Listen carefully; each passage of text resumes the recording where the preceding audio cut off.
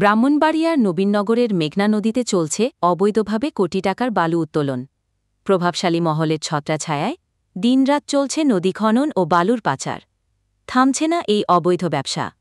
এর ফলে চরলাপাং, চিত্রি, দড়িলাপাং, সাহেবনগর, মানিকনগর, নাসিরাবাদ গ্রাম সহ ধরাভাঙ্গা, বরিকান্দি এই সমস্ত এলাকা ও ফসলি জমি, মসজিদ, মাদ্রাসা এবং শত শত মানুষের বসতভিটা এখন ভাঙনের মুখে।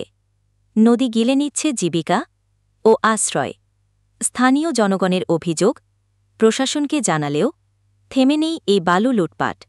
নীরব ভূমিকায় ক্ষোভ বাড়ছে জনমনে। এভাবে চলতে থাকলে অচিরেই নদীস্রোতে হারিয়ে যাবে একাধিক গ্রাম। উপজেলার সাবেক ভাইস চেয়ারম্যান মাওলানা মেহেদী হাসান তার একটি ফেসবুক পোস্টে নবীনগরের সকল রাজনৈতিক, সাংবাদিক, ব্যবসায়ী ও সুশীল সমাজকে অবৈধ বালু উত্তোলনের বিরুদ্ধে এগিয়ে আসার আহ্বান জানিয়েছেন। ভয়েস অফ ব্রাহ্মণবাড়িয়া, সংবাদে সারাক্ষণ।